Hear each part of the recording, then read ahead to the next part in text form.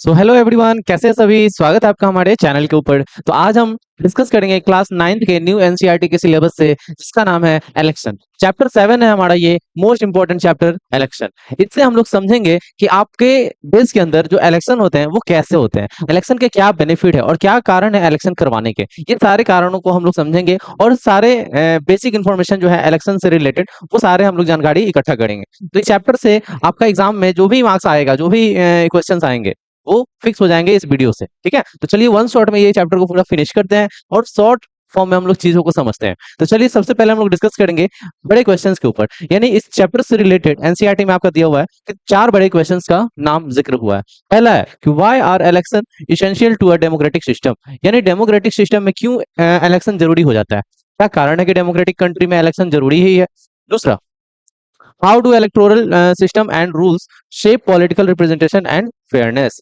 यहाँ पे ये भी हम लोग समझेंगे कि कैसे इलेक्टोरल सिस्टम जो है हमारे कंट्री के अंदर कैसे जो है पॉलिटिकल रिप्रेजेंटेशन का शेप लेता है, कैसे रूल्स को फॉलो करता है। हमारा जो भी इलेक्टोरल सिस्टम है वो कैसे कैसा रूल्स को फॉलो करता है, इलेक्टोरल सिस्टम में क्या क्या चीजें आती हैं, कितने तरह का इलेक्टोरल सिस्टम होता है, ये भी हम लोग पूरे जानकारी की तरह हम लोग इकट्ठा करेंगे इसका जानकारी। तीसरा क्वेश्चन है, what role do institution and laws play in ensuring free and fair election, है ना। ये भी समझेंगे कि क्या रोल है इंस्टीट्यूशन का क्या रोल है कि जो इलेक्शन होता है उसमें एक तरह से फ्री एंड फेयर, यानी जो कानून बना हुआ है उसके मुताबिक होता है कि नहीं होता है, ये भी हम लोग समझेंगे। तो क्लियर करेंगे इस क्वेश्चन का भी आंसर हम लोग क्लियर करेंगे इस चैप्टर के according. What challenges do election face in practice and how can this challenges affect democracy. और ये भी जानेंगे कि क्या क्या चैलेंजेस फेस करने पड़ते हैं इलेक्शन के टाइम पे और इन चैलेंजेस को कैसे खत्म किया जाए, कैसे है ना, कैसे जो है डेमोक्रेटिक सिस्टम को कैसे अफेक्ट करता है, ये भी जानेंगे हम लोग, है ना। ये सारे चीजों का आंसर हम लोग फाइंड आउट करेंगे इस चैप्टर के अंदर। बिना देरी किए पहले लाइक ठोक दीजिए आप, फिर शेयर कर दीजिए आप, बिना देरी किए। और चैप्टर को हम लोग शुरू करेंगे, मजेदार तरीके से पढ़ेंगे ताकि चैप्टर फिनिश हो जाए, एक वीडियो में सारा चैप्टर कंप्लीट हो जाए, पूरा चैप्टर कंप्लीट हो जाए। ठीक है, चलिए स्टार्ट करते हैं। चैप्टर का सबसे पहला चीज हम लोग कंटेंट जानेंगे, क्या क्या कंटेंट है इसमें, है ना, किन किन चीजों को हम लोग को पढ़ना है। सबसे पहले पढ़ेंगे व्हाई इलेक्शन, इलेक्शन क्यों जरूरी है, व्हाई इलेक्शन मैटर, है ना। इलेक्शन क्यों मैटर करता है किसी भी डेमोक्रेटिक कंट्री में, इलेक्शन क्या है कि भाई इलेक्शन करवाना ही पड़ता है डेमोक्रेटिक कंट्री में। ठीक है, दूसरा चीज जानेंगे हम लोग इनसाइड इलेक्शन मशीनरी, है ना। इलेक्शन कैसे काम करता है, उसके अंदर किन किन चीजों को करना पड़ता है, और उन सारे चीजों को हम लोग समझेंगे कि जो भी इलेक्शन के अंदर होता है। हाँ, आगे बढ़ेंगे। थर्ड चीज कि द इलेक्टोरल सिस्टम, यानी पूरा इलेक्शन जो होता है उसका एक सिस्टम है, कहीं ना कहीं उस सिस्टम के बारे में हम लोग जानेंगे कि कैसे ये सिस्टम काम करता है। फिर चौथा जानेंगे कि द लॉ गवर्निंग इलेक्शन, यानी जो लॉ बना हुआ है इलेक्शन के लिए वो लॉ फॉलो होता है कि नहीं होता है, और उस इलेक्शन में किन किन लॉ को इम्प्लीमेंट किया गया, हमारे कॉन्स्टिट्यूशन में किन किन लॉ को दिया गया है इस इलेक्शन को लेकर के, वो भी जानेंगे।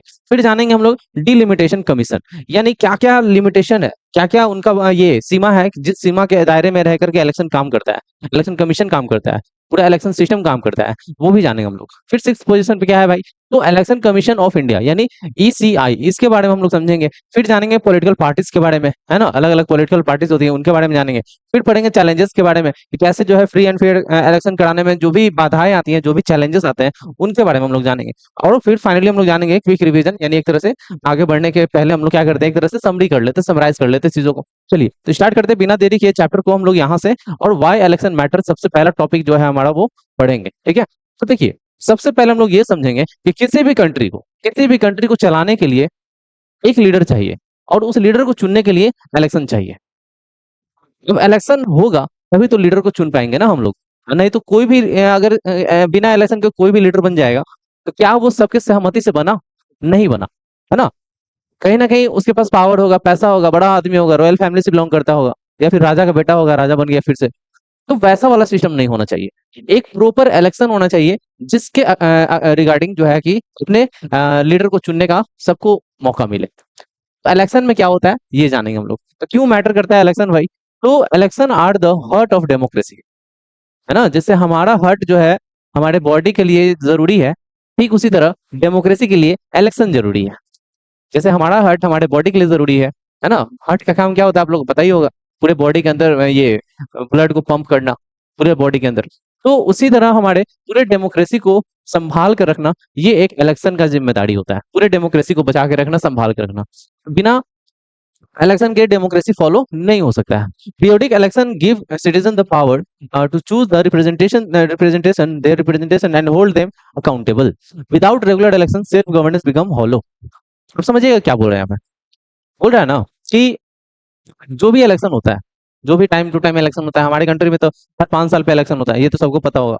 तो वो जो भी इलेक्शन होता है उसमें कहीं ना कहीं हमारे कौन खड़े होते हैं? रिप्रेजेंटेटिव्स, है ना। हर एरिया से एक रिप्रेजेंटेटिव खड़ा होता है, यानी टोटल हमारे भारत का अगर बात करेंगे लोकसभा का सीट तो 543 है, और हर एक रिप्रेजेंटेटिव से, हर एक सीट से एक रिप्रेजेंटेटिव खड़ा होता है, रिप्रेजेंटेटिव खड़ा होता है। तो इसी एक सीट पे हर जगह पे लड़ा जाता है, यानी 543 जगहों पे ये इलेक्शन होता है। और उनके पास पावर होता है, किन के पास? सिटीजन के पास ये पावर होता है कि वो किन को जो है अपने रिप्रेजेंटेटिव के रूप में चुनेंगे। क्योंकि एक रिप्रेजेंटेटिव जो होता है बनता है, लेकिन इसके जगह पे 4-5 लोग खड़े होते हैं, कभी कभी इससे ज्यादा भी हो सकते हैं, है ना। एक सीट के लिए बहुत सारे लोग खड़े होते हैं और इलेक्शन लड़ते हैं।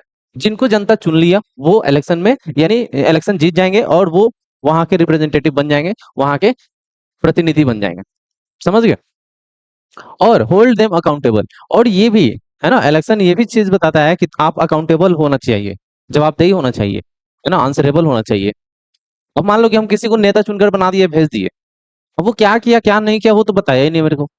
सिर्फ हम क्या किया, उसको वोट दिया, जीत गया, वो गया अपना, मतलब अपना समझ संभल रहा है बस उससे, मतलब अपना बोरिया बोरिया भरने में लगा हुआ है। वैसा नहीं होना चाहिए, है ना। आंसरेबल होना चाहिए कि आपने मेरे लिए किया क्या है, पहले ये बताओ आप। ये सवाल पूछना हमारे हक है ना, जनता का हक है, तो आप पूछो ये चीज। तो विदाउट रेगुलर इलेक्शन क्या होता है? सेल्फ गवर्नमेंट बिकम हॉलो, यानी एक तरह से खोखला हो जाता है। बिना इलेक्शन के आप करवाओगे ना, कोई को भी नेता बनाओगे तो सिस्टम पूरा खोखला हो जाएगा, है ना। शरीर खोखला, ये शरीर कह रहे हैं, पूरा कंट्री खोखला हो जाएगा। तो ये इसलिए इलेक्शन मोस्ट इंपॉर्टेंट है, ठीक है। हु इज चूजन, कौन चुनता है भाई? तो रिप्रेजेंटेटिव्स एट ऑल लेवल, यानी रिप्रेजेंटेटिव जो होते हैं ना उनको चुने जाते हैं, किसके द्वारा? बाय पीपल, है ना, इलेक्शन के थ्रू। इलेक्शन के थ्रू लोगों लोगों के द्वारा चुना जाता है, किसको? रिप्रेजेंटेटिव्स को। और वो हमारे एक तरह से लीडर बनते हैं, है ना। और ये तीनों लेवल पे होता है, नेशनल लेवल पे, स्टेट लेवल पे और लोकल लेवल पे, तीनों लेवल पे इलेक्शन कराए जाते हैं अलग अलग तरीके से, अलग अलग लेवल के ऊपर। और कहीं ना कहीं तीनों में सेम चीज होता है कि लोग जो है वो चुनते हैं इलेक्शन के थ्रू किसको? अपने रिप्रेजेंटेटिव्स को, ठीक है। आगे बात करेंगे तो यहाँ पे लिखा है कि टू टाइप्स ऑफ इलेक्शन, दो तरह का इलेक्शन होता है, एक डायरेक्ट इलेक्शन होता है और एक इनडायरेक्ट इलेक्शन होता है। ये डेमोक्रेसी का बात हम लोग कर रहे हैं, ठीक है। डेमोक्रेसी के अंदर डायरेक्ट में क्या होता है? सिटीजन डायरेक्टली वोट करते हैं अपने रिप्रेजेंटेटिव को, लाइक लोकसभा, विधानसभा, है ना, लोकल बॉडीज, यानी पंचायत सिस्टम। तो वो ये तीनों जगह पे कौन करता है डायरेक्ट इलेक्शन? डायरेक्ट वोट कौन करता है? ये लोग करते हैं, पीपल करते हैं, सिटीजन करते हैं, डायरेक्ट वोट करते हैं। लेकिन इनडायरेक्ट में क्या है समझिएगा, कि citizen elect representative who then choose leader, है ना। सिटीजन क्या करते हैं कि अपने रिप्रेजेंटेटिव को चुन लेते हैं। ये रिप्रेजेंटेटिव हो गया, चुन लिए इनको, ये सारे जनता है ना, सिटीजन है। तो ये सिटीजन जो है अपने रिप्रेजेंटेटिव को चुन लिए, अब ये रिप्रेजेंटेटिव जो है वोट करेंगे कि किनको जो है लीडर बनाया जाए। यानी कहाँ का लीडर का बात हो रहा है? प्रेसिडेंट किसको बनाया जाए, वाइस प्रेसिडेंट किसको बनाया जाए, राज्यसभा के मेंबर को किसको किसको चुना जाए। तो ये सारे जो डिसीजन होते हैं ना वो कौन लेते हैं? हमारे द्वारा जो चुने गए रिप्रेजेंटेटिव है वो लेते हैं, ठीक है। तो ये इसी को बोलते हैं हम लोग इनडायरेक्ट इलेक्शन। और इसमें कहाँ कहाँ वोट होता है आप लोग देख पा रहे होंगे, प्रेसिडेंट के लिए, वाइस प्रेसिडेंट के लिए और राज्यसभा के लिए, ठीक है। प्रेसिडेंट, वाइस प्रेसिडेंट और राज्यसभा। चलिए आगे बात करेंगे तो यहाँ पे क्या लिखा है कि वाई वाई इट मैटर। तो भाई मैटर करता है भाई, क्यों नहीं मैटर करेगा? इलेक्शन बहुत ज्यादा मैटर करता है डेमोक्रेटिक के लिए। ये क्या करता है? लोगों को पावर देता है ना। इंश्योर करता है कि जो रिप्रेजेंटेटिव है वो आंसरेबल है कि नहीं, है ना, अकाउंटेबिलिटी निभाता है कि नहीं वो अच्छे से। और जस्टिस और इक्वालिटी प्रमोट करता है हमारा ये इलेक्शन जो है। सब लोगों को अधिकार है, देखो, जस्टिस, इक्वालिटी, है ना, राइट्स, है ना, वोटिंग राइट जो है वो मिलता है सबको, चाहे अमीर गरीब ऊंच नीच जाति जो भी हो, उन सबको वोटिंग राइट मिलता है। इक्वालिटी सबके बीच होता है, यानी हर एक का वोट जो है इक्वल होगा, कहीं ना कहीं ये इक्वालिटी है ना। और साथ में यहाँ पे क्या लिखा है? जस्टिस, सबके साथ न्याय होता है ना। अब ये नहीं है कि जो लंगड़ा लूल्हा है वो वोट नहीं करेगा, जिनका शरीर नहीं चल रहा है वो वोट नहीं करेगा, ऐसा नहीं होना चाहिए। सबके साथ जस्टिस होना चाहिए भाई, सबके साथ, है ना। और ये डेमोक्रेसी को और ज्यादा स्ट्रांग बनाता है, नेशन को बिल्डिंग करता है, यानी देश को बनाता है। हर वोट का जो है एक एक ना एक कीमत है, और हर वोट कहीं ना कहीं हमारे फ्यूचर को बनाने में योगदान देता है। तो इसीलिए वोट जरूरी है करना। आप भी अगर आप 18+ हो जाओगे या फिर 18 हो जाओगे तो क्या करोगे? आप वोट डालने जाओगे, ठीक है। वोट डालने जाओगे और ये आपका जिम्मेदारी है, जाना चाहिए, रिस्पॉन्सिबिलिटी निभाना चाहिए, ठीक है। चलिए आगे बात करेंगे हम लोग नेक्स्ट स्लाइड के ऊपर। नेक्स्ट स्लाइड है इनसाइड इंडियाज इलेक्शन मशीनरी। कैसे जो है इंडिया के अंदर इलेक्शन काम करता है ये जानेंगे हम लोग। तो running election in a country a large and diverse as India require robust laws system and multiple stakeholder working in coordination in every level national state और local। चलिए समझिएगा, जब इलेक्शन कराया जाता है हमारे जैसे कंट्री में, जैसे एक डाइवर्स कंट्री है हमारा ना, बहुत ज्यादा डाइवर्सिटी है यहाँ पे, हर रिलीजन हर लैंग्वेज वाले लोग हैं, हर अलग अलग कल्चर वाले लोग हैं, है ना। तो ये सारे चीजों को एक जगह मैनेज करना थोड़ा मुश्किल टास्क हो जाता है, चैलेंजिंग हो जाता है। तो इसी को हम लोग क्या किए हैं, इसी को मैनेज करने के लिए क्या किए हैं, इंडिया के अंदर बहुत ही थोड़ा सख्त कानून बनाया है, एक सिस्टम बनाया गया है कि इलेक्शन कमीशन कैसे काम करेगा, ठीक है। और बहुत सारे सेक्टर में इसको डिवाइड किया गया है ना, अलग अलग सेक्टर में इसको डिवाइड किया गया है, और ये सारे लोग मिल करके जिम्मेदारी निभाते हैं इलेक्शन को प्रॉपर कंप्लीट कराने में। ये सारे लोग, ये सारे सिस्टम के लोग जितने भी हैं, ये सारे लोग इलेक्शन को सही मायने में कंप्लीट कराने में सारे लोग जिम्मेदारी लेते हैं, ये सारे लोग। अब सारे लोग के बारे में जानेंगे। पहला क्या है भाई, तो सबसे इंपॉर्टेंट काम जो है इलेक्शन कमीशन का ही होता है, वो सबसे अहम रोल प्ले करता है। दूसरा, पॉलिटिकल पार्टीज, ये अगर नहीं होंगे तो इलेक्शन कैसे होगा, किसके लिए अलग होगा, है ना, कौन लीडर बनेगा, तो ये भी होना चाहिए, इसके पार्ट है हमारे। फिर social society, civil society and media, यानी एक जिम्मेदार नागरिक जो लोगों के बीच एक जानकारी प्रोवाइड करेगा, अवेयरनेस फैलाएगा, ताकि लोग जो है जागरूक हो, वोट डालें, अपने रिप्रेजेंटेटिव को चुने। उनके लिए वो नेता क्या कर सकता है ये चीज बताएं, ताकि वो वोट डालने जा सके। ओके। और मीडिया का बहुत इंपॉर्टेंट रोल प्ले हो जाता है कि हर नेता के बारे में बताना, जैसे जो भी इलेक्शन में खड़ा है उसके बारे में सही जानकारी दे देना जनता को, ताकि जनता एक जो फैसला है वो सही ले सके। अब ये नहीं कि किसी को भी नेता बना दिया जाए। तो यहाँ पे तो भारत का मीडिया तो बिक चुका है ना, फालतू नंबर है उसका, 157 नंबर पे हमारे भारत के मीडिया का पोजीशन है, रैंक है, ठीक है।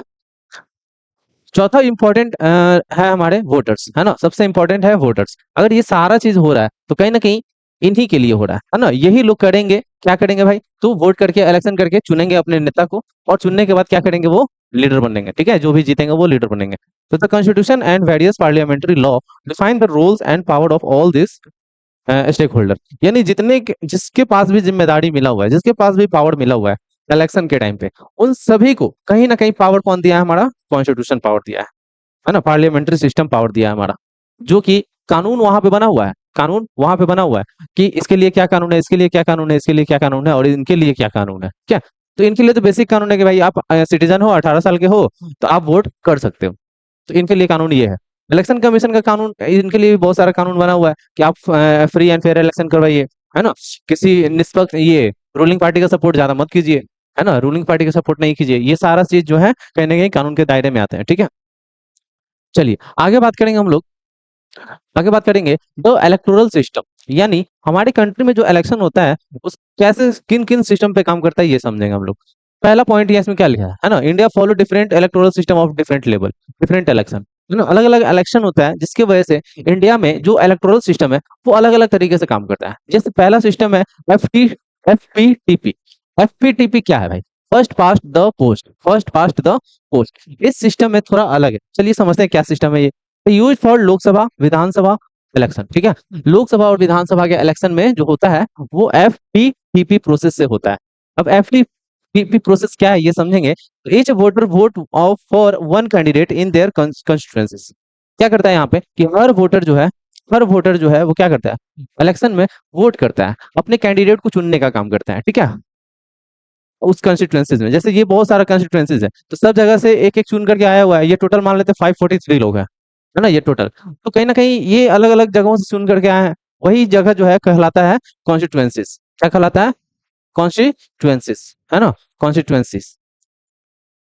Candidate with the most vote wins even if less than 50%।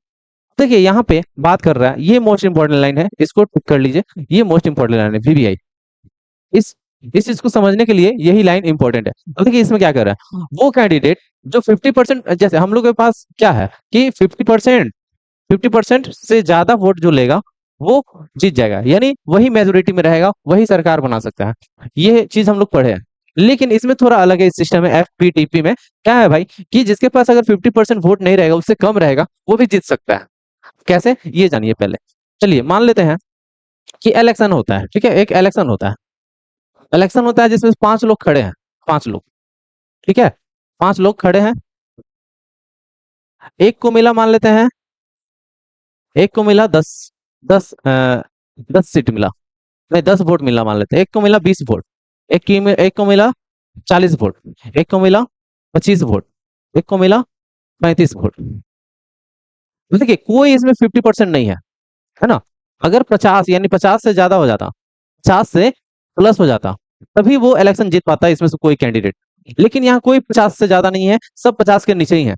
तो क्या यहाँ पे गठबंधन होगा? क्या यहाँ पे दो पार्टी मिलकर के सरकार बनेगी? नहीं। यहाँ पे सिस्टम यूज होता है किस चीज का, कि जो सबसे ज्यादा वोट लिया है वो जीतेगा। यहाँ से जो सबसे ज्यादा वोट लिया है वही जीतेगा। तो यहाँ पे ये 40 वाला जो है ना, इस सिस्टम के अंदर ये 40 सीट वाला जो है वो इलेक्शन जीत जाएगा। इन पांचों में से कौन जीतेगा? ये 40 सीट वाला, जिनके पास 40 सीट है। क्लियर हुआ? चलिए आगे बढ़ेंगे। तो simple and quick can with win without majority support, यानी मेजोरिटी का सपोर्ट नहीं होगा इसमें। तुरंत वोटिंग काउंट होगा, वोट काउंट होगा, कितना मिला वोट, जीत गया, है ना। तो सबसे ज्यादा होना चाहिए, मतलब जितना भी खड़े हैं उन सबसे ज्यादा होना चाहिए, जितने भी इलेक्शन में खड़े उन सबसे ज्यादा होना चाहिए। चलिए नेक्स्ट सिस्टम है हमारा प्रोपोर्शनल रिप्रेजेंटेशन। प्रोपोर्शनल रिप्रेजेंटेशन में क्या होता है? यूज फॉर, ये राज्यसभा के लिए होता है, प्रेसिडेंट के लिए होता है, वाइस प्रेसिडेंट के लिए होता है, विधान परिषद के लिए होता है। इन सब के इलेक्शन के लिए ये सिस्टम यूज किया जाता है, पीआर वाला, प्रोपोर्शनल प्रोपोर्शनल पीआर यानी proportional representation. Voters vote for a party, seat are allotted in proportion to vote. हाँ क्या लिखा है? क्या लिखा है कि इसमें क्या होता है कि वोटर जो होता है ना, वो पार्टी के लिए वोट करते हैं। जैसे विधानसभा में, या फिर ये विधान परिषद में, या फिर वाइस प्रेसिडेंट, ये तीन जगह इलेक्शन होता है। तो तीनों जगह के इलेक्शन में ना मोस्टली जो है किनको सपोर्ट करेगा? जैसे मान लेते हैं कि टोटल इतना सीट है हमारा, ठीक है, इतना सीट है। तुम देख रहे हो ना इसमें क्या है, अलग अलग रंग से बना हुआ है, अलग अलग रंग से बना हुआ है। ऐसा क्यों बनाया हुआ है? क्योंकि ये कंफर्म है कि ये बीजेपी, मान लेते हैं 5 पार्टी है, बीजेपी 3 पार्टी, बीजेपी हो गया, कांग्रेस हो गया, ये मान लेते हैं आरजेडी हो गया, ये मान लेते हैं ऐसे आरजेडी।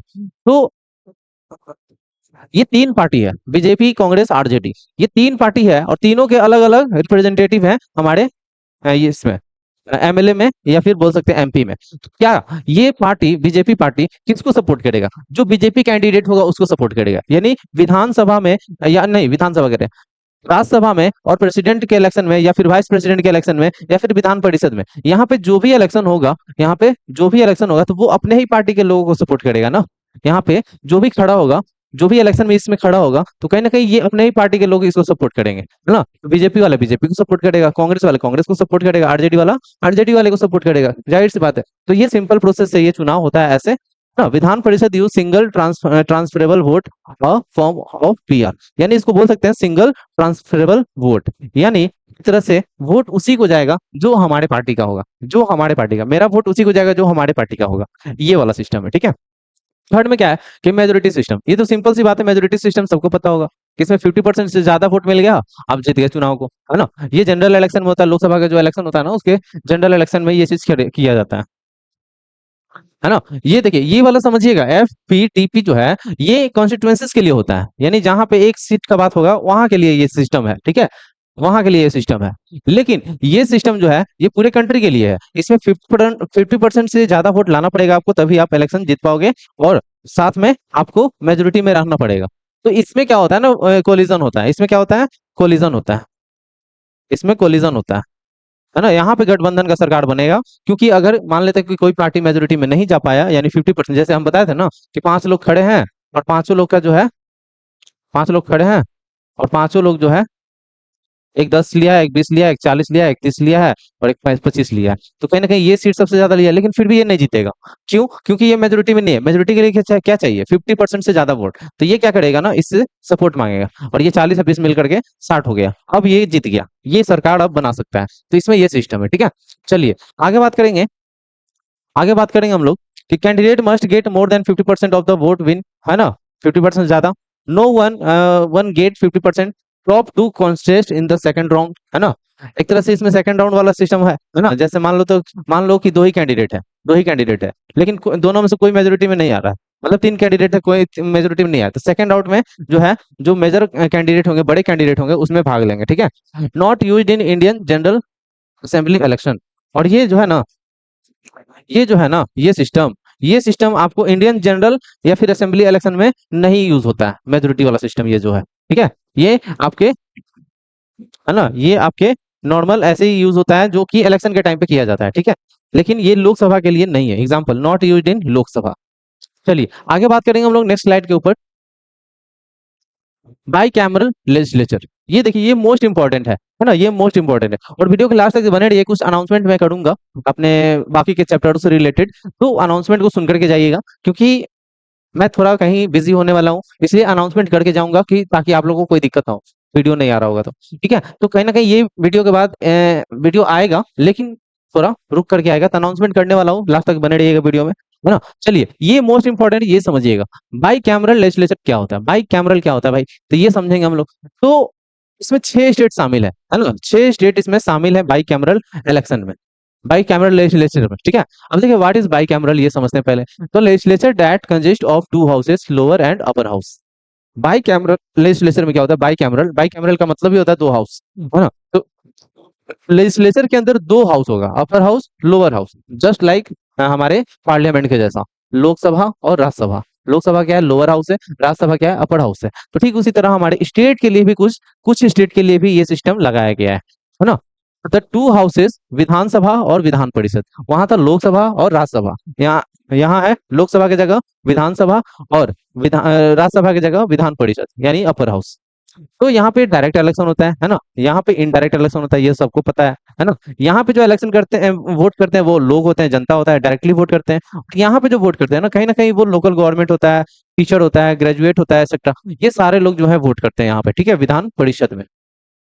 अब इसके की पॉइंट्स को अगर जानेंगे, तो this state have both Vidhan Sabha and Vidhan Parishad. ये कुछ स्टेट ऐसे हैं जहां पे विधानसभा भी है और विधान परिषद भी है, दोनों ही है ये 6 स्टेट में। तो याद रखना है नाम, आंध्र प्रदेश, बिहार, हमारा बिहार भी आ गया, कर्नाटक, महाराष्ट्र, तेलंगाना और उत्तर प्रदेश। ये कुछ स्टेट्स हैं जो कि बड़े बड़े स्टेट हैं, छोटे स्टेट तो कोई है नहीं, ये सारे बड़े बड़े स्टेट हैं। तो बड़े स्टेट के लिए ये चीज करा गया है, ठीक है। चलिए यहाँ पे हम लोग आगे बढ़ेंगे, state with by cameral legislature, है ना, वो स्टेट है जो कि बाई कैमरल है। आगे बात करेंगे द लॉ गवर्निंग इलेक्शन। अब ये क्या कहता है जानेंगे हम लोग। लॉ गवर्निंग इलेक्शन यानी वैसा कानून जो इलेक्शन को चलाने में बहुत योगदान होता है। अब समझेंगे वो कानून के बारे में।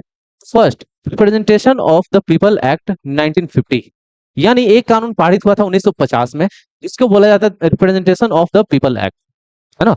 Representation of the people act, ये कानून जो है पारित हुआ था, लाया गया था 1950 में, है ना। अब इसमें होता क्या है ये जानेंगे हम लोग, ये जानेंगे हम लोग। पहला, allocation of seat and delimitation of constituencies, यानी कहीं ना कहीं यहाँ पे आपको जो भी सीट होते हैं, जो भी 543 सीट है हमारे लोकसभा के, तो इसका एलोकेशन जो है वो किया जाता है कि भाई जो सीट है हमारा सही मायने में वहां पे होना चाहिए, या फिर जो भी कॉन्स्टिट्यूएंसीज बनाए जा रहे हैं क्या वो सही मायने में सही है, ये सारा चीज देखना।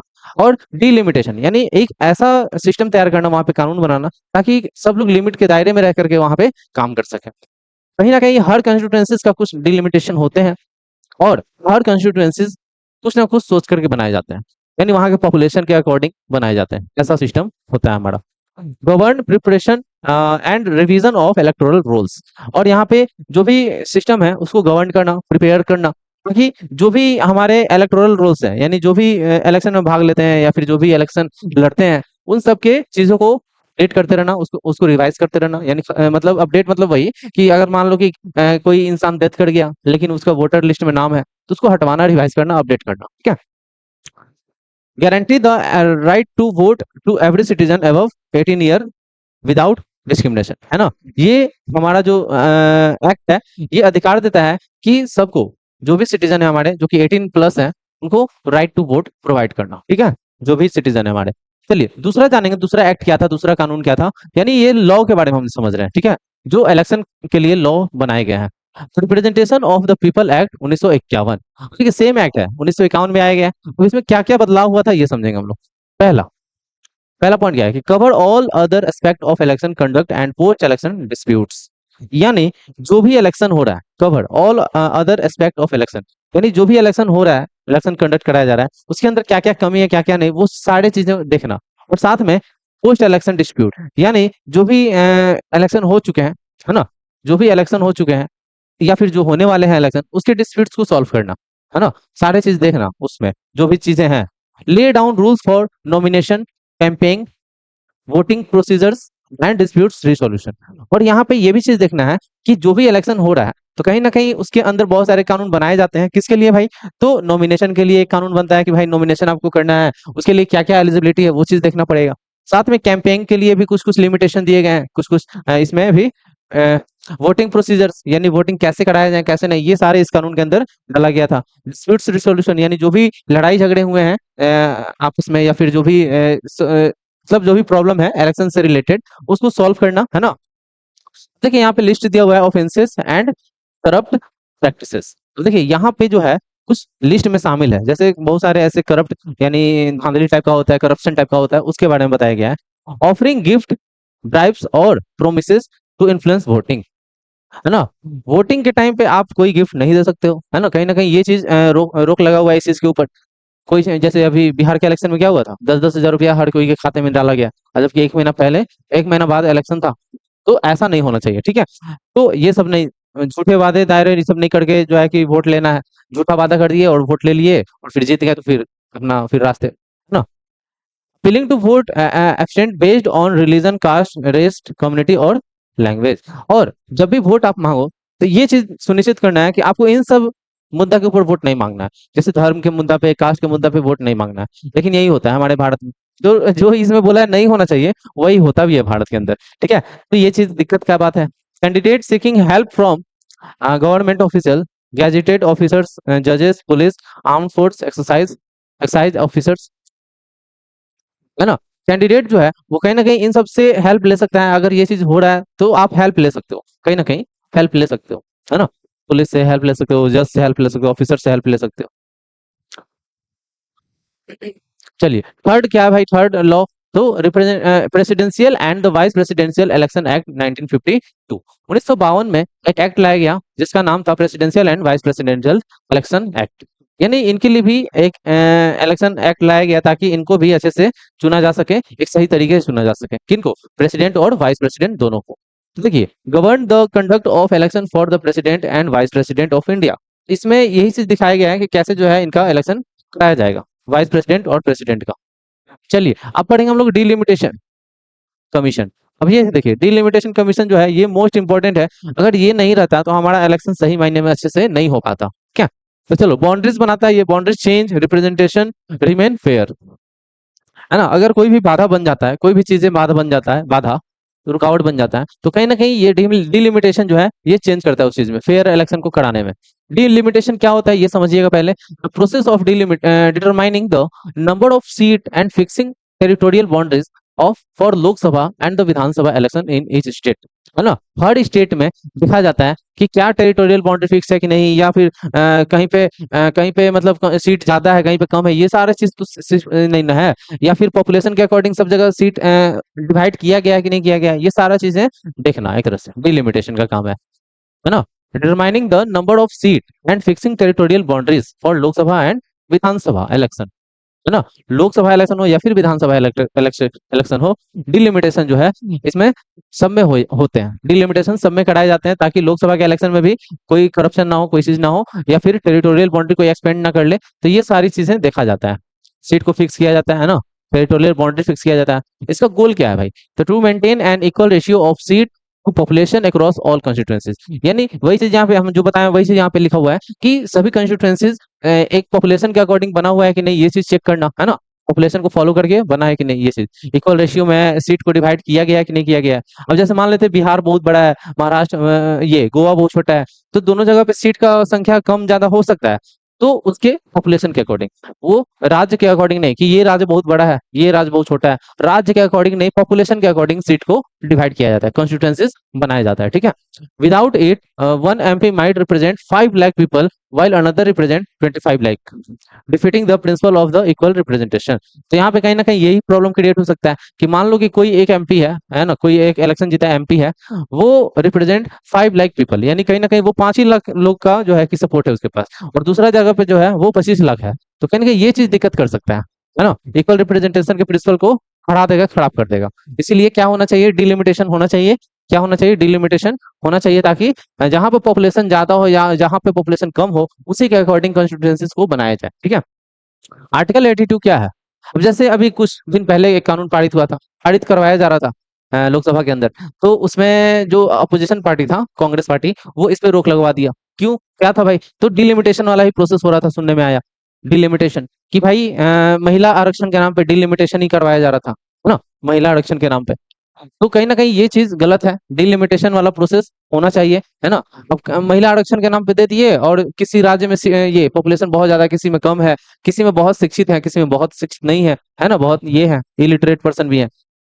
अब समझिए आर्टिकल 82 क्या कहता है कि of the constituencies mandate the delimitation commission, यानी 82 जो है,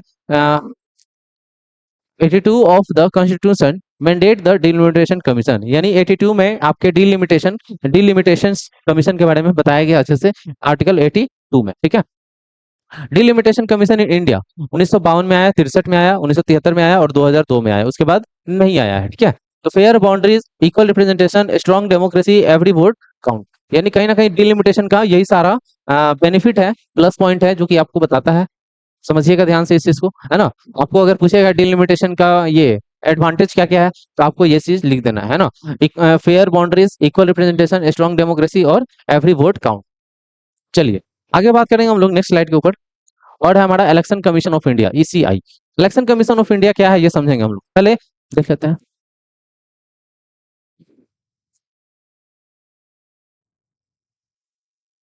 चलिए, इलेक्शन कमीशन ऑफ इंडिया ये जानेंगे हम लोग। क्या लिखा है? About election commission of India establish on 25 January 1950। Question आता है इससे, है ना, इलेक्शन कमीशन ऑफ इंडिया से। तो आपको ये याद रखना है सारा चीज, है ना, इलेक्शन कमीशन के बारे में कि 1950 25 जनवरी को इलेक्शन कमीशन को बनाया गया। ये ना autonomous permanent and constitutional body है ये हमारा, है ना। ये जो इलेक्शन कमीशन ऑफ इंडिया है, कहीं ना कहीं ये खुद पे निर्भर रहता है, इंडिपेंडेंट रहता है, ये अपने आप काम करेगा, है ना, लेकिन कानून के दायरे में रह करके। साथ में परमानेंट बॉडी है ये हमारा कॉन्स्टिट्यूशन का, है ना। और ये कहीं ना कहीं कॉन्स्टिट्यूशन का ही एक तरह से भाग है। दूसरा पॉइंट क्या लिखा है समझिएगा, इलेक्शन कंडक्ट बाय ईसीआई, यानी जो इलेक्शन होता है वो कौन करवाता है? ईसीआई करवाता है ना। वोटिंग करवाता है कौन? ईसीआई। इसमें जिसमें लोकसभा का वोट हो, राज्यसभा का वोट हो, है ना, इन सब चीजों में इलेक्शन जो भी होता है वो ईसीआई ही कराता है ना, वो ईसीआई ही कराता है, जिसका भी इलेक्शन हो। की फंक्शन ऑफ ईसीआई तो ensure free and fair election, है ना, एंड इम्पार्शियल इलेक्शन, है ना, कोई दिक्कत ना हो, ट्रांसपेरेंसी हो, इलेक्शन के टाइम पे ट्रांसपेरेंसी हो, कोई ये करप्शन ना हो, ये सारी चीजें देखना। स्ट्रेंथ डेमोक्रेसी इन इंडिया, और जिसके जिसके वजह से क्या होता है, डेमोक्रेसी और ताकतवर बन जाता है। तो चलिए ये हम लोग जानेंगे पहला पॉइंट। पहला ए नंबर में है क्रिएटिंग इलेक्टोरल रूल्स, है ना। इलेक्शन कमीशन का जो काम है वो एक एक करके हम लोग समझेंगे। क्रिएटिंग इलेक्टोरल रूल्स, यानी जो लोग भी इलेक्टोरल सिस्टम में भाग लेते हैं उनको क्रिएट करना, उनको बनाना पहले, कि भाई कैंडिडेट कौन कौन खड़े हो रहे, कौन कौन कैंडिडेट नॉमिनेशन दिए हैं, है ना, वोटर्स कितने हैं, है ना, ये सारे चीजें कौन करता है? हमारे इलेक्टोरल सिस्टम के लोग करते हैं, सब लोग मिलकर। इलेक्शन कमीशन वाला इसमें हेड हो जाता है। ECI send enumerators to every household to collect data on eligible voters. और ईसीआई क्या करता है ना, इन्यूमरेटर भेजता है, ताकि हर घर जा जाकर वहां पे कलेक्शन कर सके कि कितने वोटर्स हैं। तो उन सब को कलेक्ट करके एक जगह पे वोटर लिस्ट बनाया जाएगा, उसके बाद जो है डिक्लेयर किया जाएगा इतने वोटर हैं। जैसे 2024 के इलेक्शन में लगभग 98 करोड़ वोटर जो है क्या हुए थे, वोट डाले थे, 98 करोड़, ठीक है। Electoral roll are prepared constituencies wise, organized polling station wise, है ना। इलेक्शन कमीशन का ही काम है क्या करना, हर कंस्टिट्यूएंसीज वाइज क्या करना, वोट करवाना, और वहां पे एक पोलिंग बूथ बनवाना, ताकि इलेक्शन सही से हो सके, है ना, किसी को कोई दिक्कत ना हो। जो भी ये हैंडीकैप लोग हैं, जो विकलांग लोग हैं, उनको भी वोट डलवाने के लिए साधन प्रोवाइड करना है ना। Only those listed on the roll में वोट, है ना, जो लिस्ट में शामिल है वो भी वोट डाल सकते हैं। ये चीज देखते में रखना इसको, कॉन्स्टिट्यूएंसीज को। देखो एसआईआर ये बहुत ही फेमस मुद्दा बन गया आज के टाइम पे, कि स्पेशल इंटेंसिव रिवीजन। देखो यहाँ पे एसआईआर इसलिए लगाया जाता है ताकि वोटर जो लिस्ट है उसको अपडेट करा जा सके। तो यहाँ पे एसआईआर का मतलब वही है, add new voters specially those who just turn 18, है ना। नए वोटर्स को ऐड करना, एसआईआर के तहत क्या होता है, नए वोटर को ऐड करना, मतलब जो मान लो कि 5 साल पहले 16 साल, 14 साल, ये 14 क्या है, 15 साल, है ना, 17 साल, 18 साल के होंगे, तो कहीं ना कहीं वो अगर शामिल हो जाएंगे अगले बार जो इलेक्शन होगा उसमें शामिल हो सकते हैं वोटर लिस्ट में, क्योंकि वो 18 हो जाएंगे या फिर 18 प्लस हो जाएंगे। अपडेट करना, वेरीफाई करना, करेक्ट करना इलेक्टोरल रोल्स को, ये काम है स्पेशल यानी एसआईआर का। फिर remove entire on account of death, change of residence, duplicate enrollment और बीइंग परमानेंटली अनट्रस्टेबल। है ना? अगर मान लो कि किसी कारणवश मान लेते हैं कि कोई डेथ कर जाता है या फिर वो अपना देश छोड़ करके चला जाता है यानी सिटीजनशिप छोड़ देता है, तो उसके लिए या फिर डुप्लीकेट इनरोलमेंट किसी का हो गया है, मतलब मतलब आया कहीं से जैसे हो गया, वही यही यही मुद्दा तो था कि बांग्लादेशी जो लोग हैं वो हमारे वोटर लिस्ट बन गए हैं। और बंगाल में जो चुनाव होता है वो कहीं ना कहीं वही लोग वोट डाल देते हैं और जिता देते हैं पार्टी को। तो कहीं ना कहीं इसी को सुधारने के लिए एसआईआर लगा, बिहार में भी एसआईआर लगा था, है ना? तो बहुत सारे लोग वैसे भी थे जो बिहार से ही बिलोंग करते थे, उनका भी नाम काट दिया था, उनको भी बांग्लादेशी बना दिया था सब, है ना? तो ये चीज नहीं होना चाहिए था। तो एसआईआर जो हो उससे कोई दिक्कत नहीं है, बहुत बढ़िया चीज है एसआईआर होना। लेकिन लेकिन इसमें आपको अच्छे से करना चाहिए, हर चीज अच्छे से अच्छे दायरे में रह करके करना चाहिए। सारा चीज छानबीन कर लो कि सही मायने में जिसका नाम काट रहे हैं वो दूसरे देश का था या फिर फर्जी वोटर था, ऐसा चेक करना आपका काम है। परमानेंटली अनट्रेसेबल यानी मान लेते हैं वैसे लोग जिनको सही में ट्रेस नहीं कर सकते हैं, कहीं ना कहीं उनका भी नाम काट देना चाहिए, ठीक है? ऐसा मानना है एसआईआर का।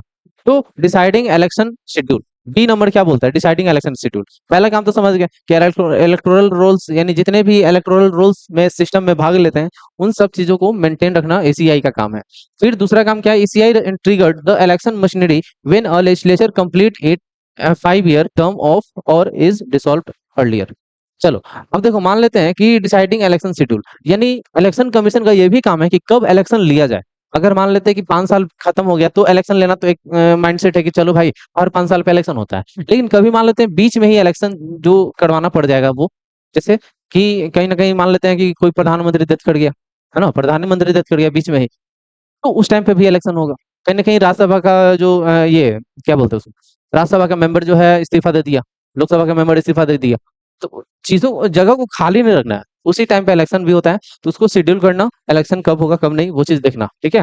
Factor considered whether agriculture cycles examination schedules festivals and local condition. और ये सारा चीज देख रेख करके इलेक्शन करवाए जाते हैं कि भाई जो वेदर कंडीशन है वो सही होना चाहिए इलेक्शन के पहले, है ना? एग्रीकल्चर साइकिल जो है वो उसके उसका तो कोई इफेक्ट नहीं है। जैसे मान लेते हैं कि धान वान काटना है, गेहूं काटना है और उसी टाइम पे इलेक्शन करवा रहा है, तो क्या होगा? लोग वो काम करें या फिर इलेक्शन में भाग लेने जाए। तो इसलिए ये चीज भी देखना होता है। एग्जामिनेशन शेड्यूल भी देखना होता है कि भाई एग्जाम वगैरह तो नहीं चल रहा बच्चों का, क्योंकि स्कूल में ही ज्यादातर पोलिंग बूथ बनाए जाते हैं। तो इसलिए वो भी देखना पड़ता है। फेस्टिवल देखना पड़ता है ना? कि सब लोग प्रेजेंट होंगे कि नहीं, जहाँ पे उनका रेसिडेंस है कहीं और चले जाए। तो ये सारा कंडीशन फॉलो करते हुए ही जो है कि इलेक्शन शेड्यूल फिक्स करा जाता है, ठीक है? Strong election, strong democracy. अगर इलेक्शन पारदर्शी होगा, स्ट्रॉन्ग तरीके से होगा, तो कहीं ना कहीं डेमोक्रेसी हमारा स्ट्रॉन्ग हो जाएगा। चलो यहाँ पे क्या लिखा है कि how India ensure free fair inclusive election. कैसे इंडिया के अंदर फ्री एंड फेयर इलेक्शन हो रहा है ये हम लोग को पता चलेगा कैसे? चलिए, सी पॉइंट क्या लिखा है? ए और बी तो पढ़ लिया, हम लोग सी अब जानेंगे। पहला काम क्या है कि स्ट्रॉन्ग इलेक्शन जो होगा स्ट्रॉन्ग डेमोक्रेसी तैयार करेगा। कैसे India free and fair election करा रहा है? तो registering political party and allocation symbols. Election commission का ये भी काम है कि कौन से पॉलिटिकल पार्टी को कौन सा सिंबल दिया जाए, है ना? जैसे कमल छाप, पंजा छाप, है ना, झाड़ू छाप। तो अलग अलग सिंबल होता है ना? उस पॉलिटिकल पार्टी को रजिस्टर्ड करा जाए कि नहीं करा जाए तो वो भी इलेक्शन कमीशन के ही हाथ में है, ठीक है? उसके ऊपर सारा डिटेल से जानकारी इकट्ठा करना। यानी इलेक्शन कमीशन जो करता है, जैसे पॉलिटिकल पार्टी को याद रहा है कि भाई हमको इलेक्शन लड़ना है, तो उसके बारे में पहले पता करना वो भी इलेक्शन कमीशन का ही काम है, जा करके उसको नॉमिनेट किया जाएगा। Ensure inner party democracy by mandating organizational election. और ये भी देखना है कि इनर पार्टी यानी पार्टी के अंदर जो इलेक्शन होता है कभी कभी, तो वो भी इंश्योर करना कि कहीं वहां पे करप्शन तो नहीं है ना? कहीं करप्शन तो नहीं है, ये चीज देखना। क्लासिफाइज पार्टी, नेशनल पार्टी, और पार्टी को क्लासिफाई करना कि कौन नेशनल पार्टी है, कौन स्टेट पार्टी है, कौन रीजनल पार्टी है, कौन लोकल पार्टी है। ये सारे चीजों को क्लासिफाई करना भी इलेक्शन कमीशन का ही काम है। Allots election symbols and act as quasi judicial body for disputes, है ना? अलॉट इलेक्शन सिंबल यानी जो इलेक्शन सिंबल्स होते हैं, है ना, उसको अलॉट करना ही किसका काम है? इलेक्शन कमीशन का काम है। और जो भी डिस्प्यूट्स हैं उनको सॉल्व करना भी इलेक्शन का काम है, ये इलेक्शन के रिगार्डिंग, है ना? डी में क्या बोल रहा है? Ensuring free and fair election यानी यूज ईवीएम मशीन, है ना, with braille for visually impaired voters. यानी वैसे वोटर्स जो जिनको प्रॉब्लम है देखने का, कहीं ना कहीं उनके लिए ये सिस्टम यूज हो, ब्रेल सिस्टम, ताकि वो इलेक्शन में वोट डाल सके। VVPAT ensures transparency in vote counting. यानी ये जो है वीवीपीएटी ये इंश्योर करता है कि वोट काउंट जो है वो ट्रांसपेरेंसी हो रहा है, यानी जो लीगल तरीका है जिसमें कोई करप्शन नहीं हो रहा है ना, वोटिंग काउंट में। Including for PwDs senior citizens, transgender person and PVTGs, यानी इन सब के लिए भी जो वोटिंग सिस्टम है उसमें इलेक्शन में भाग ले सके, उनके लिए कुछ कुछ चीजें प्रोवाइड की जाती हैं ताकि वो लोग पोलिंग बूथ तक आ सकें। होम वोटिंग फॉर 85, यानी बहुत ज्यादा बुजुर्ग हैं तो उनको होम बूथ एक तरह से मिल जाता है, कहीं ना कहीं घर में ही आप वोट डाल सकते हो कि आप किसको वोट डालना चाह रहे हो, ठीक है ना। Digital ecosystem app like V C B I G I L, Saksham Suvidha voter helpline and ETPSBS ERONET and Sugam support voter candidate and officers. तो कहीं ना कहीं ये सारा डिजिटल सिस्टम दिया गया है ताकि वोट डालना और आसान हो जाए। चलिए आगे बात करें की फैक्ट का यहाँ पे। तो लगभग इतना करोड़ एलिजिबल वोटर थे 2024 में, अच्छा हम 98 करोड़ बोल देते हैं, 96.8 है, ठीक है। यानी वर्ल्ड लार्जेस्ट इलेक्टोरल एक्सरसाइज, यानी 2024 का जो इलेक्शन था सबसे दुनिया का सबसे बड़ा इलेक्शन हुआ था उस टाइम पे, ठीक है। नेशनल वोटर्स डे कब मनाया जाता है? 25 जनवरी हर साल, है ना, हर साल 25 जनवरी को मनाया जाता है। India election are a model of democracy for the world, यानी एक तरह से मॉडल का काम करता है हमारा इंडिया का डेमोक्रेसी, यानी भारत का जो डेमोक्रेसी है पूरे वर्ल्ड भर में एक मॉडल बन गया है कि भाई भारत से सीखो, ये डेमोक्रेसी फॉलो करता है। लेकिन किसी को पता ही नहीं है डेमोक्रेसी किस तरह से यहाँ पे फॉलो हो रहा है। चलिए, आज सोनम वांगचू जो है वो कई दिनों से, 15 दिन हो गया उनका आज हंगर स्ट्राइक, फिर भी कोई उनसे मिलने नहीं गया अभी तक, या फिर सरकार का कोई अभी तक बात फैसला यानी कुछ नहीं आया अभी तक। तो ये चीज बहुत गलत है ना। कोई इंसान हंगर स्ट्राइक, जबकि वो उनका लाइफ बहुत अच्छा हो सकता है, लेकिन लड़ किसके लिए लड़ रहे हैं, है ना। आज वो लड़ रहे हैं लेकिन किसी का ध्यान नहीं उनके ऊपर, जबकि वो अपने लिए नहीं कर रहे हैं, वो कर रहे ही हैं आपके लिए, स्टूडेंट्स के लिए, लेकिन उनके लिए कोई नहीं सोच रहा है। वही कुछ बच्चे गए हैं वहां पे जिनका सपोर्ट मिल रहा है उनको, बाकी तो अपने अपने घर पे बस लाइक करने से थोड़ी हो जाएगा, फॉलो करने से थोड़ी हो जाएगा, कहीं ना कहीं आवाज उठाना पड़ेगा।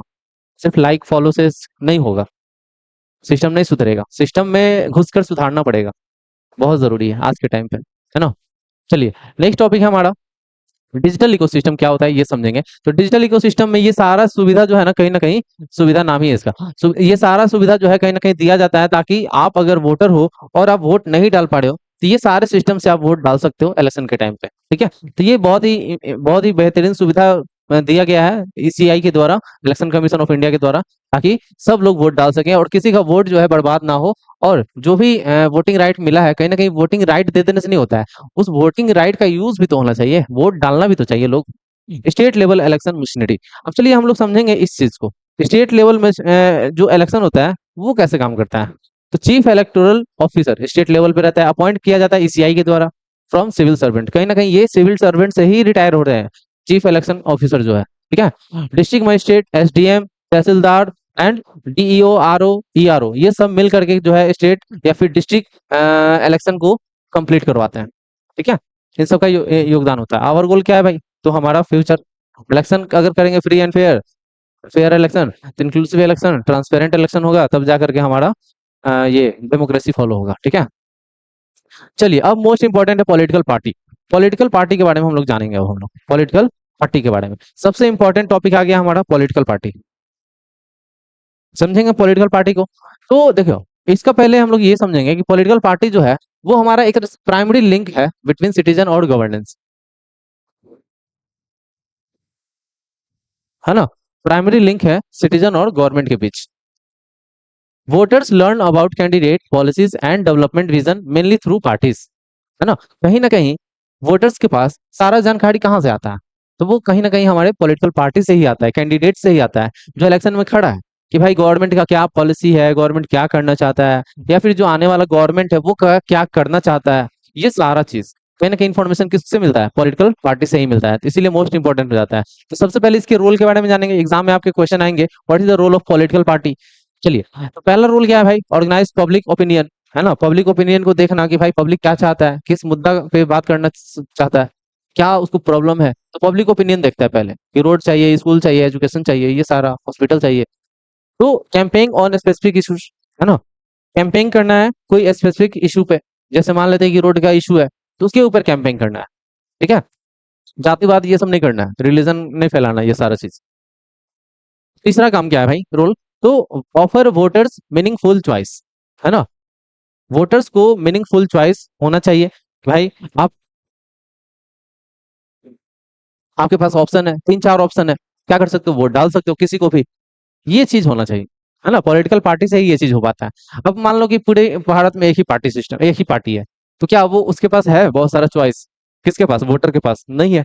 एक ही चॉइस है भाई, उसी पे बटन दबाना होगा, तो ये चीज गलत है, ठीक है। ऑप्शन होना चाहिए। इनेबल इन्फॉर्म्ड वोटिंग डिसीजन, जो भी वोटिंग डिसीजन है उसको क्या करना चाहिए? उसको क्या करना चाहिए? इन्फॉर्म करना चाहिए, कहीं ना कहीं जानकारी देना चाहिए भाई, है ना। तो कहीं ना कहीं ये पॉलिटिकल पार्टी जो है यही क्या करेगा, हमारे सारे वोटिंग डिसीजन जो है उसको इन्फॉर्म करेगा।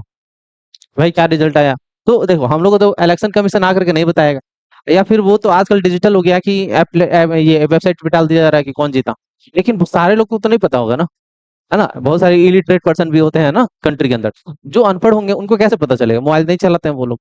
तो उनके लिए क्या होता है, कहीं ना कहीं पॉलिटिकल पार्टी का जो लोग होता है ना, वही उनको बताता है। देखते हो ना, जीत के बाद जश्न होता है बहुत सारा, है ना। विनिंग पार्टी जैसे form government and implement policies, और जो पार्टी जीतेगा फिर क्या होगा, अपना गवर्नमेंट बनाएगा, फिर पॉलिसी अपना इम्प्लीमेंट करवाएगा, जो भी वो वादा किया था उसको पूरा करेगा। पोजीशन पार्टी जो होता है ना, जो मान लेते हैं कि हार गया इलेक्शन, लेकिन उसको भी वोट मिला था लेकिन मेजोरिटी में नहीं आ पाया, वो क्या करेगा, accountability ensures accountability through debates and committee participation. कहीं ना कहीं पॉलिटिकल पार्टी में जो भी अपोजिशन होता है ना, उसका रोल भी इंपॉर्टेंट हो जाता है, कि अगर जो रूलिंग पार्टी काम नहीं करेगा तो उसके ऊपर दबाव बनाना, उसके कमियों को निकालना और उसके ऊपर डिबेट करना। तो कहीं ना कहीं ये चीज भी बहुत अच्छा है, अपोजिशन का होना बहुत जरूरी है, ठीक है।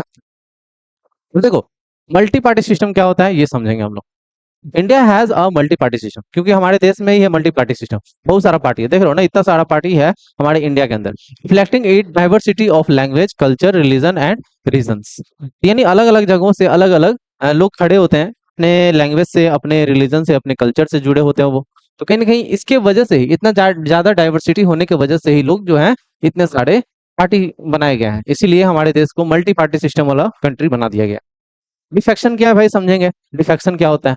तो देखिए, when an elected member abandoned the party on whose ticket they were elected by joining another party or voting against party instruction।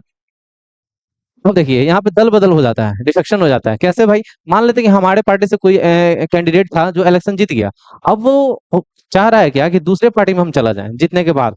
तो ये चीज नहीं होना चाहिए भाई, ये चीज नहीं होना चाहिए, इसलिए इसको बोला गया है। इसलिए हमारा एक कानून लाया गया, एंटी डिफेक्शन लॉ, है ना, 1985। और ये 52वां कॉन्स्टिट्यूशनल अमेंडमेंट एक्ट है। अब देखिए, अमेंडमेंट इसलिए किया जाता है क्योंकि हमारे 368 आर्टिकल में ये चीज बताया गया है कि आप कानून में अगर कोई चीज है गलत, उसको सुधार सकते हैं, या फिर नया कानून अगर लाना है तो उसको ऐड कर सकते हैं इस आर्टिकल के तहत। इसीलिए 52 1985 में ये सुधार किया गया था, अमेंडमेंट किया गया था, है ना, 52वां संविधान संशोधन के द्वारा, ठीक है। Anti defection law, a member who voluntarily gives a party membership or defies the party whip can be disqualified from the house. The speaker chairman decide such cases। अब देखिए, स्पीकर जो होता है, जो चेयरमैन होता है हमारे हाउस के, लोकसभा या फिर राज्यसभा या फिर विधानसभा या फिर विधान परिषद, कहीं के भी, तो कहीं ना कहीं अगर आप डिफेक्शन कर रहे हो, है ना, दल बदल कर रहे हो, तो इस एक्ट के तहत आपको क्या करा जा सकता है, क्या करा जा सकता है, डिस्क्वालीफाई करा जा सकता है। आप भले ही कितने भी लोकप्रिय रहे हो जनता के लिए, लेकिन आप जैसे ही दल बदल कर रहे हो ना, वैसे ही आप डिस्क्वालीफाई हो जाओगे।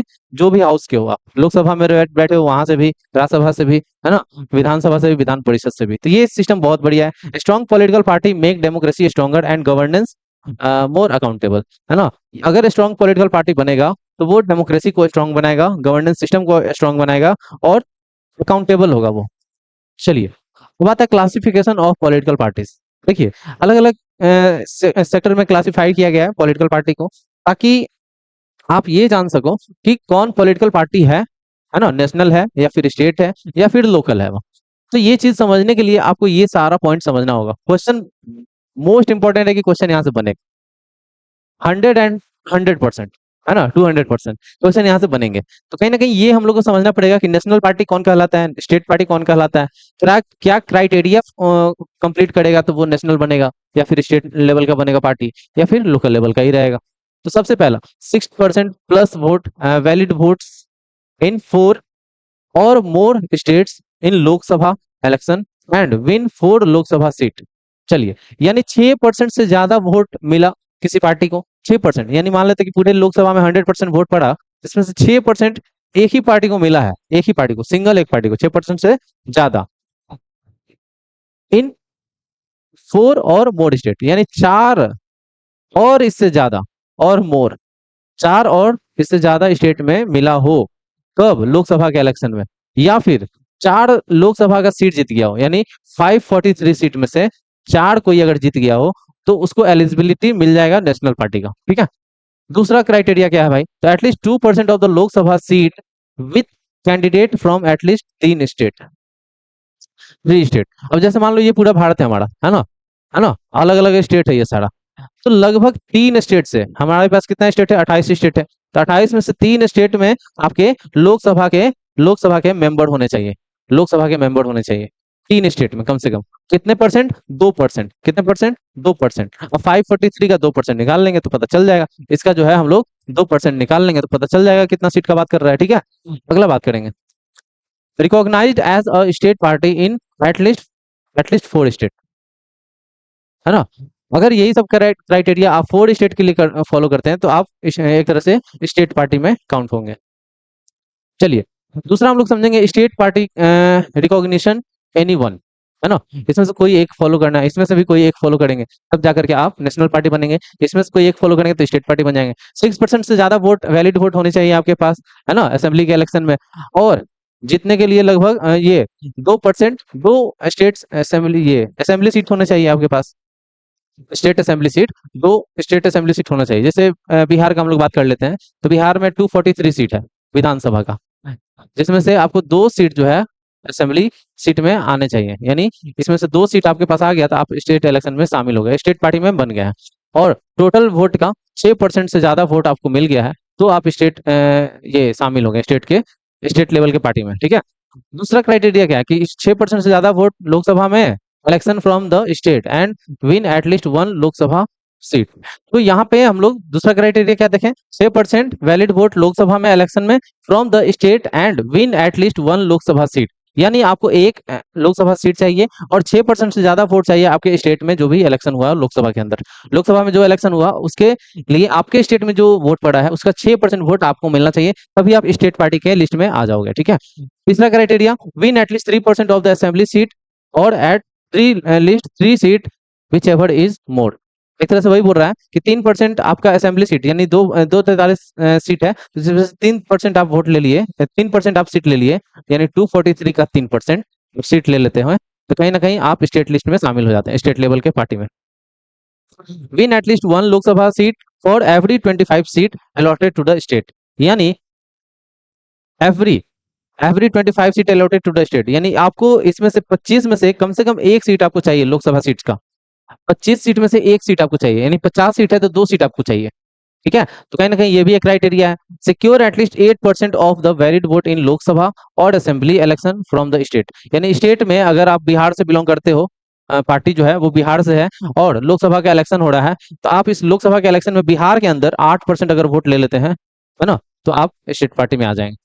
चलिए, अब तीसरा पार्टी सिस्टम जो है वो हमारा है रजिस्टर्ड अनरिकॉग्नाइज्ड पॉलिटिकल पार्टी, है ना। बहुत सारे पॉलिटिकल पार्टी ऐसे भी होते हैं जो बेचारे किसी में शामिल नहीं होते, ना इसमें ना इसमें, मतलब वो उनका क्या है भाई, क्या दिक्कत है कि नहीं शामिल होते? तो party that have not secured the required vote percentage in election, यानी पार्टी जो है, जो भी पार्टी है, कहीं ना कहीं इन सारे क्राइटेरिया में से कोई भी फॉलो नहीं कर पाता, जिसकी वजह से वो रजिस्टर्ड नहीं होते, अनऑर्गेनाइज अनरिकॉग्नाइज्ड पार्टी के शामिल लिस्ट में रहते हैं। Party that have never contested election since registration, है ना। वैसे पार्टी जो कभी इलेक्शन लड़े ही नहीं है, बस पार्टी बना दी है, तो वैसे थोड़ी होगा, है ना। चलिए, challenges to free and fair election. देखिए, बहुत सारे चैलेंजेस आते हैं भाई फ्री एंड फेयर इलेक्शन कराने में, क्योंकि यहाँ पे बहुत ज्यादा जाति धर्म, है ना, जाति धर्म का सिस्टम चलता है, तो इसीलिए यहाँ पे फ्री एंड फेयर इलेक्शन करवाना एक चैलेंजिंग काम है। कैसे भाई? तो इतना crore voters across diverse region, है ना। सोचिए 2024 में क्या देखा गया, तो सबसे ज्यादा वोटर जो है एक्टिव हो गए हैं 2024 के इलेक्शन में।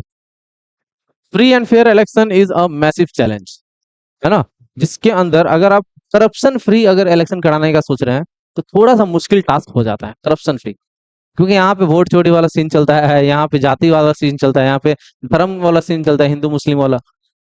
यहाँ पे तो इलेक्शन के टाइम पे मर्डर तर्डर भी हो जाता है ना। बिहार के ही ना बात है, आप लोग जाने होंगे, दुलार चंद नाम के एक थे, उनको गोली से उड़ा दिया गया, इलेक्शन के टाइम पे हुआ था। चलिए, तो ये सब सिस्टम है इलेक्शन कमीशन का। ये हमारे भारत के इलेक्शन में की चैलेंजेस इंक्लूड, देखो ये हमारे 6 चैलेंजेस हैं जिनको समझेंगे हम लोग। फेक न्यूज है ना, सबसे इंपॉर्टेंट यहाँ पे मिस इन्फॉर्मेशन फैलाया जाता है, फेक न्यूज फैलाया जाता है सोशल मीडिया के ऊपर, है ना।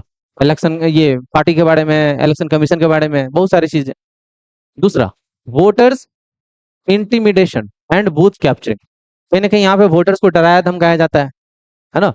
जबरदस्ती कि हम ही को वोट देना है तुमको, नहीं दोगे तो मार देंगे, तुम्हारा खानदान उजाड़ देंगे, ऐसा ऐसा धमकी। तो ये सारी चीजें हैं। या फिर बूथिंग को कैप्चर कर लिया, बूथ को ही कैप्चर कर लिया, वहां पे अपने हिसाब से इलेक्शन करवा रहा है। तीसरा, miss use of money power by candidate, candidate के जो खड़ा है इलेक्शन में, उसके पास बहुत पैसा है, तो वो मनी पावर का मिस यूज कर रहा है। मतलब क्या कर रहा है ना, वो डरा रहा, धमका रहा है, धमकी दिलवा रहा है गुंडों से, गुंडा घर पे भेज रहा है कि भाई वोट अगर नहीं दिए इसको तो फिर गया तुम्हारा पूरा खानदान साफ, तुम्हारा घर जला देंगे, हाई भाई। पूरा मिस यूज करा जाता है ना, कहीं ना कहीं। और तुमको वो जो धमका रहा ना, वो कहीं ना कहीं आपको नहीं बताएगा कि किस पार्टी से है, ये नहीं बताएगा, तो फिर दिक्कत हो जाएगा ना। इसीलिए वो पैसा देकर के काम करवाता है, कहीं ना कहीं पैसा देकर के वोट भी खरीद लेता है बहुत सारा कैंडिडेट। तो ये सारा चीज है। चौथा, अपीलिंग टू रिलीजन, कास्ट और कम्युनिटी, है ना। इसके भी बहुत सारे बेनिफिट उठा लेते हैं, है ना, धर्म की जाति के नाम पे। और जनता तो जानते ही हो, अंधभक्त बहुत ज्यादा बन गया है, तो कहीं ना कहीं उसी के नाम पे वोट डाल देते हैं। चलिए, फिफ्थ पॉइंट क्या बोल रहा है कि logistical challenges in remote difficult terrain, यहाँ पे तो और चैलेंजेस हो जाता है, जहाँ पे पहुंचने लायक कोई साधन नहीं होता है, बहुत ज्यादा दिक्कत होता है। बहुत ज्यादा, मान लो रेगिस्तान में कोई गांव बसा हुआ है, तो वहां पे वोटिंग कैसे करवाओगे आप। कोई पहाड़ों पे गांव बसा हुआ है, वहां पे वोटिंग कैसे कराओगे, तो ये भी एक चैलेंज के रूप में है हमारा। सिक्स क्या है भाई, ensuring accessibility for marginalised group, देखो वैसे ग्रुप जो कि पिछड़े वर्ग में है, जो कि बहुत ही ये रिमोट एरिया से बिलोंग करते हैं, तो वैसे ग्रुप को भी इलेक्शन कमीशन का काम है कि आपको क्या कराना, वोट करवाना। ईसीआई एड्रेसेस दिस ग्रुप, कहीं ना कहीं ये सारे रोल उसमें शामिल हो जाते हैं इलेक्शन कराने में, इन सबको हैंडल करने में, इन सारे रोल, इन सारी चीजों का रोल हो जाता है। पहला क्या है भाई, तो यहाँ पे आप देख पा रहे होंगे, मॉडल कोड ऑफ कंडक्ट, कैसे इलेक्शन कराना है, ईवीएम, वीवीपीएट, सीवीआईजीएल ऐप ऐप है ये जिसका इलेक्शन होता है। आरपीए 1950 एंड 1951 जो एक्ट बनाया गया था, किसके द्वारा, ये इलेक्शन कमीशन के द्वारा, इलेक्शन कमीशन के द्वारा कह रहे हैं, सरकार के द्वारा, जो कॉन्स्टिट्यूशन में एक्ट बनाया गया था 1950 और 51 में, कहीं ना कहीं इस कानून के दायरे में रह करके काम करना है। वोटर अवेयरनेस कैंपेन फैलाना है ताकि सब लोग वोटिंग लिस्ट में शामिल हो सके, ठीक है। चलिए, लास्ट स्लाइड वही है, रिवाइज करना है यहाँ पे कि जो भी हम लोगों ने अभी तक पढ़ा उसमें यहाँ पे रिवाइज किया गया है ना। राइट एंड ड्यूटी, हमारा कर्तव्य क्या है ना, कहीं ना कहीं हमारा अधिकार और कर्तव्य दोनों है। स्ट्रॉन्ग इलेक्शन सिस्टम, इस दोनों एक्ट की वजह से स्ट्रॉन्ग इलेक्शन सिस्टम बना था हमारा। आरपीए यानी ये जो एक्ट लाया गया था 1950 और 51 में, इसके द्वारा हमारा ये बना। कमिटी, कमिटमेंट टू फेयरनेस, कहीं ना कहीं यहाँ पे कमिटमेंट करना होगा ताकि आप लोग एक तरह से वोट जो है सही आदमी को देंगे। और कहीं ना कहीं इलेक्शन कमीशन को भी एक तरह से फेयरनेस रखना होगा कि फ्री एंड फेयर इलेक्शन हो, है ना, ट्रांसपेरेंसी इलेक्शन हो, रिजल्ट जो है वो ट्रांसपेरेंसी हो, इसमें कोई दिक्कत ना हो। Soul of democracy, elections are the soul of democracy, they give every citizen an equal voice, है ना। कहीं ना कहीं सबका आवाज अगर कोई है, कुछ है, तो वो है वोट उसका। किसी का भी आवाज जो है वो वोट से ही उस सिस्टम को बदल सकता है, अपने वोट से ही आप सिस्टम को बदल सकते हैं, ठीक है। Informed choices, political party present diverse program and policy helping voter make to inform choices, आपके पास बहुत सारे पॉलिसी होते हैं, बहुत सारे मुद्दा होते हैं, जैसे मान लो कि 5 लोग इलेक्शन में खड़े हैं, तो उन पांचों का अलग अलग मुद्दा होगा, अलग अलग पॉलिसी होगा, तो कहीं ना कहीं उन सब का एक तरह से चॉइस हो जाएगा कि किसको आप वोट करोगे, किसको नहीं करोगे, ठीक है। तो ये सारा सिस्टम जो है कहीं ना कहीं मोस्ट इंपॉर्टेंट हो जाता है। तो देखिए, अब जो है अनाउंसमेंट की अगर बात करेंगे, तो अनाउंसमेंट की अगर बात करेंगे, तो आपका जो अनाउंसमेंट है, कहीं ना कहीं 3 दिन क्लास नहीं चलेगा, 3 डेज का क्लास, 3 दिन क्लास नहीं चलेगा मेरा। तो 3 दिन क्लास नहीं चलेगा, तो कहीं ना कहीं मैं वीडियो नहीं डाल पाऊंगा। तो वीडियो नहीं डालेंगे, इसका मतलब 3 दिन के बाद वीडियो जो है आना स्टार्ट होगा। तो यहाँ पे आपको हम बता दें कि आज के बाद जो भी वीडियो आएगा, आज के बाद जो भी वीडियो आएगा, कहीं ना कहीं वो आपका पार्ट 2, जितना भी सब्जेक्ट हमने, जितना भी चैप्टर हमने पढ़ा उसका पार्ट 2 आएगा, ठीक है। और हमारा जो लास्ट चैप्टर बच गया 8 और 9 चैप्टर, उसको भी हम कवर कर लेंगे आने के बाद। 3 दिन का जो गैप है उसमें, उसके बाद हम कवर करेंगे वीडियो आने के बाद, क्योंकि हम आउट ऑफ बिहार जा रहे हैं, है ना। तो जिसकी वजह से यहाँ पे आपको 3 दिन का गैप होगा, जिसकी वजह से आपको 3 दिन के बाद ही वीडियो प्रोवाइड होगा। पार्ट 2 सारा आने लगेगा 3 दिन के बाद से ही। और 8 9 जो लास्ट चैप्टर हमारा बच गया, इसको भी कंप्लीट करा देंगे 3 4 दिन के बाद, ठीक है। तो आप इतना जान लीजिए कि ये चैप्टर मोस्ट इंपॉर्टेंट हो गया, 7 चैप्टर कंप्लीट हो गया।